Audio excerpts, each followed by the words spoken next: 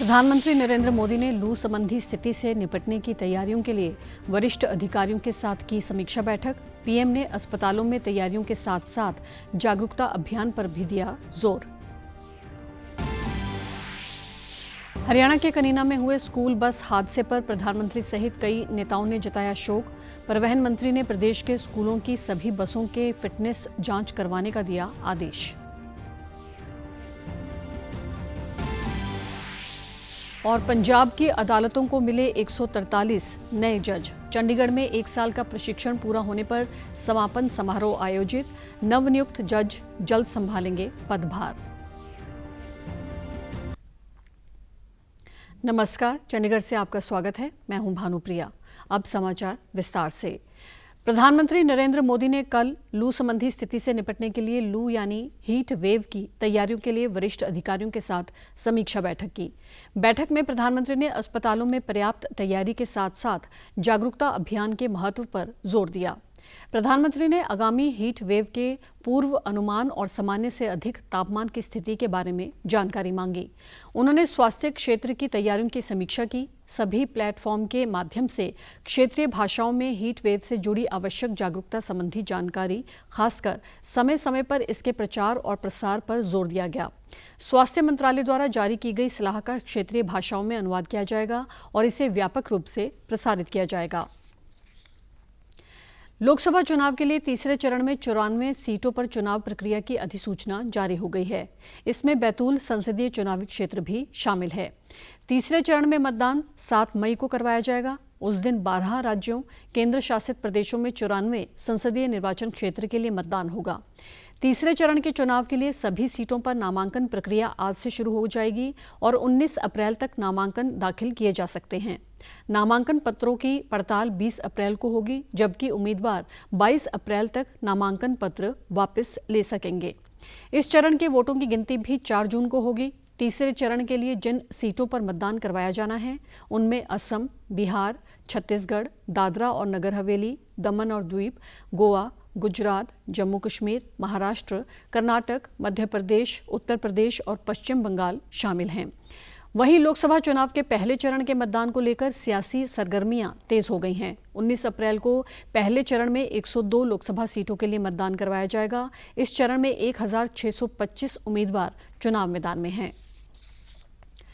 महेंद्रगढ़ के कनीना कस्बे के गांव उन्हानी में हुए स्कूल बस हादसे में बच्चों की मौत पर प्रधानमंत्री नरेंद्र मोदी, मुख्यमंत्री नायब सिंह सैनी, विधानसभा अध्यक्ष ज्ञानचंद गुप्ता और जजपा नेता दुष्यंत चौटाला ने गहरा शोक व्यक्त किया है। प्रधानमंत्री ने एक्स पर कहा है कि महेंद्रगढ़ में हुआ बस हादसा अत्यंत पीड़ादायक है। मेरी शोक संवेदनाएं उन सभी परिवारों के साथ हैं जिन्होंने इस दुर्घटना में अपने बच्चों को खोया है। इसके साथ ही मैं सभी घायल बच्चों के शीघ्र स्वस्थ होने की कामना करता हूं। राज्य सरकार की देखरेख में स्थानीय प्रशासन पीड़ितों और उनके परिजनों की हर संभव सहायता में जुटा है। हादसे पर कड़ा संज्ञान लेते हुए परिवहन मंत्री असीम गोयल ने प्रदेश के सभी स्कूलों के वाहनों के फिटनेस की जांच करवाने का आदेश दिया है। इससे पहले उन्होंने दिवंगत व घायल बच्चों के प्रति दुख प्रकट किया। बल दें, ताकत दें और मैंने एक निर्देश दिए उच्च अधिकारियों को। एक कमेटी बनाई है, जांच कमेटी, एक चंडीगढ़ के हमारे उच्च अधिकारी की अध्यक्षता में सारे पहलुओं की जांच करेगी। और हमने वहां लोकल डीटीओ को भी आदेश दिए हैं कि वो स्कूल के खिलाफ एक एफआईआर दर्ज करवाएंगे। और जो हमारे एमबीए स्तर के एक अधिकारी हैं उनको भी हम देखते हैं कि अगर वो जांच में दोषी पाएंगे कि कागज़ पूरे नहीं थे तो उनको भी सस्पेंड करने की बात है। और मैं एक जानकारी के लिए बता दूँ, हमने ऑलरेडी तीसरे महीने के अंदर इस बस का 15,500 का चालान कर रखा था। उन्होंने कहा कि सभी जिलों के शिक्षा अधिकारी हर स्कूल के वाहनों का फिटनेस परीक्षण करेंगे। इसके लिए एक विशेष कमेटी का भी गठन किया जाएगा। पंजाब के 143 न्यायिक अधिकारियों के 1 साल का प्रशिक्षण पूरा होने के बाद चंडीगढ़ में एक समापन समारोह आयोजित किया गया। इसके साथ ही पंजाब की अदालतों को ये 143 जज मिल गए हैं जो जल्द ही पदभार संभालेंगे। कार्यक्रम का शुभारंभ करते हुए चंडीगढ़ न्यायिक अकादमी के बोर्ड ऑफ गवर्नेंस के चेयरमैन व हाईकोर्ट के जज संजीव प्रकाश शर्मा ने कहा है कि न्यायपालिका संविधान और कानून के शासन की संरक्षक है और न्यायिक अधिकारियों के लिए निर्णय लेने में निष्पक्ष और स्वतंत्र होना आवश्यक आवश्यक है। उन्होंने न्यायिक अधिकारियों को उनकी सामाजिक या आर्थिक स्थिति की परवाह किए बिना सभी के साथ उचित व्यवहार की आवश्यकता पर जोर दिया। इस मौके पर मुख्य संरक्षक जस्टिस गुरमीत सिंह संघावालिया ने नए न्यायिक अधिकारियों को बधाई देते हुए उन्हें आने वाली चुनौतियों के बारे में जागरूक किया। उन्होंने नवनियुक्त जजों से अच्छे निर्णय लेने, अच्छा व्यवहार करने, अच्छा सोचने, रहने और बात करने का आह्वान किया। पंजाब के मुख्य निर्वाचन अधिकारी सिबन सिंह ने कल अपने दफ्तर में लोकसभा चुनाव 2024 के लिए पोल एक्टिविटी मैनेजमेंट सिस्टम यानी PAMS की शुरुआत की। निष्पक्ष और सुचारू चुनाव अमल को यकीनी बनाने के उद्देश्य से चंडीगढ़ स्थित मुख्य चुनाव अधिकारी के कार्यालय से इस प्रणाली की शुरुआत की गई। जिक्र योग्य है कि 2022 विधानसभा मतदान के दौरान PAMS ने अलग अलग चुनाव प्रोग्रामों जैसे कि पोल पार्टियों की गतिविधियां, मॉक पोल, वोटिंग प्रक्रिया शुरू और बंद होने, शाम 6 बजे पंक्ति में खड़े वोटरों की संख्या, जमा करवाई गई सामग्री आदि की निगरानी में महत्वपूर्ण भूमिका निभाई थी। ये प्रणाली एक समर्पित मोबाइल एप्लीकेशन के प्रयोग के जरिए सेक्टर मजिस्ट्रेटों द्वारा सभी पोलिंग स्टेशनों में अलग अलग गतिविधियों की रियल टाइम मॉनिटरिंग के लिए और ज्यादा मददगार सिद्ध होगी। सिबिन सिंह ने बताया कि लोकसभा चुनाव 2024 के मद्देनजर PAMS को और भी कारगर बनाया गया है, जो चुनाव प्रक्रिया के दौरान पारदर्शिता को यकीनी बनाते हुए मतदान से संबंधित अलग अलग गतिविधियों के प्रबंधन में अहम भूमिका निभाएगा।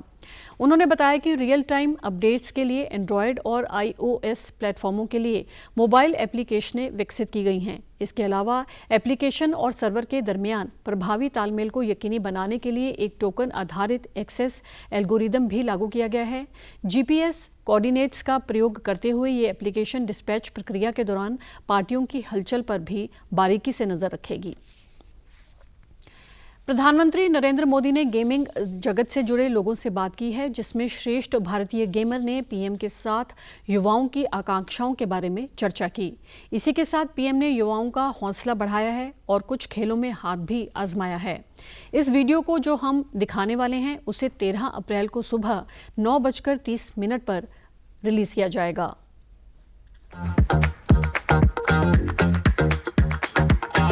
बट दैट मोमेंट जब बस वो आ रहे हैं, हार्ट बीट स्टॉप हो जाने वाला मोमेंट था वो। स्वागत है आप सबका।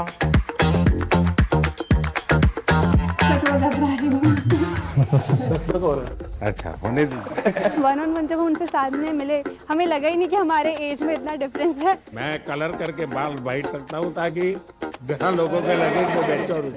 PM सर से बात करते हैं तो ऐसा ही लगता है कि हम हमारे एक फैमिली मेंबर से बात कर रहे हैं। एशियाई विकास बैंक यानी ADB ने चालू वित्त वर्ष के लिए भारत की GDP वृद्धि का अनुमान 6.7% से बढ़ाकर 7% कर दिया है। ADB का कहना है कि मजबूत वृद्धि सार्वजनिक और निजी क्षेत्र की निवेश, मांग और उपभोक्ता मांग में क्रमिक सुधार से प्रेरित होगी। जारी एशियाई विकास आउटलुक के अप्रैल संस्करण में ADB ने कहा है कि विनिर्माण और सेवाओं में मजबूत गति के साथ वित्त वर्ष 2023 में अर्थव्यवस्था में जोरदार वृद्धि हुई है। मथुरा से निवर्तमान सांसद और लोकसभा प्रत्याशी हेमा मालिनी पर अभद्र टिप्पणी करने के मामले में हरियाणा राज्य महिला आयोग ने रणदीप सिंह सुरजेवाला को अब दूसरा समन भेजा है। कल फरीदाबाद में प्रदेश के महिला आयोग की अध्यक्ष रेणु भाटिया ने बताया कि सुरजेवाला को भेजे दूसरे समन में 18 अप्रैल तक फरीदाबाद कार्यालय में आकर जवाब देने के लिए कहा गया है। अगर वे इस बार भी पेश नहीं हुए या फिर माफ़ी नहीं मांगी तो उनके खिलाफ ज़रूरी कानूनी कार्रवाई की जाएगी। उन्होंने कहा कि महिलाओं के ऊपर गलत टिप्पणी करना कांग्रेसियों की फितरत में शुमार हो गया है। पहले भी उनके नेताओं ने भाजपा नेताओं पर अभद्र टिप्पणियां की हैं। फितरत और सीख ऐसी है तो उस महिला ने कंगना रनौत जी के लिए ऐसा बोला। हमने दूसरा नोटिस कल उनको जारी किया है और मुझे उम्मीद है कि वो इसका मान रखेंगे, कानून की इज्जत रखेंगे। जिस प्रकार उनको आयोग ने भी, चुनाव आयोग ने भी इशारा दिया है, कहा है, तो मुझे लगता है कि इस बार उनको समझदारी मुझे लगता है कि अब कानूनी कार्रवाई बनती है, करनी चाहिए हमें। जो भी नियम के अनुसार कार्रवाई होगी, चाहे मुकदमा दर्ज करना पड़े, चाहे जो भी कानूनी कार्रवाई करनी पड़े, वो हम करेंगे। उन्होंने कहा कि सुरजेवाला को हरियाणा राज्य महिला आयोग ने 9 अप्रैल को पहला नोटिस जारी कर पंचकुला में पेश होने के लिए कहा था। अखिल भारतीय कांग्रेस कमेटी के संचार विभाग की ओर से बुलाई गई प्रेस वार्ता में पूर्व सांसद व वरिष्ठ नेता पवन बंसल ने कांग्रेस के न्याय पत्र की जानकारी दी। इस दौरान उन्होंने कहा कि राहुल गांधी ने अपनी यात्रा के समय जो महसूस किया उस हिसाब से ये न्याय पत्र बनाया गया है। इस न्याय पत्र से कांग्रेस देशवासियों को गारंटी दे रही है कि देश में हमारी सरकार बनने पर युवाओं को रोजगार, किसानों को एमएसपी की गारंटी व सभी कृषि उपकरणों को जीएसटी फ्री करने, स्वयं सहायता समूह को बढ़ावा देने, अग्निपथ स्कीम खत्म करने जैसे काम किए जाएंगे।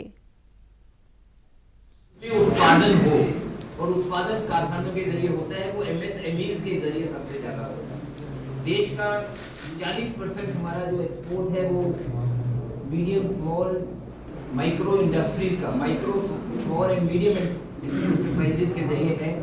वही हमारी सबसे ज्यादा एक्सपोर्ट को एंजॉय करते हैं और सबसे बड़ी चोट पिछले 10 वर्षों में एमएसएमईज को लगी है।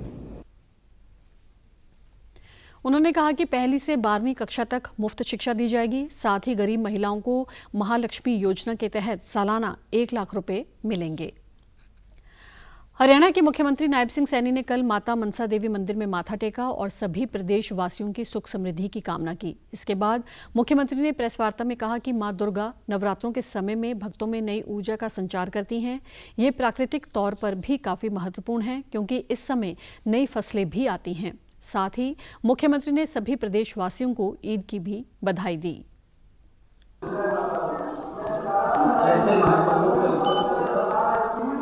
हमें मिलजुल करके, क्योंकि हम सब ये एकता के ये प्रतीक महापर्व है।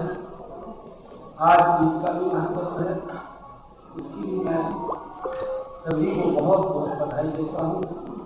और हम सब अपने महापर्वों को मिलजुल करके मनाएं, आपस में प्यार बांटें और एकता के सूत्र में रहते हुए इस भारत को एक विकसित भारत की तरफ ले जाने का हम संकल्प लें।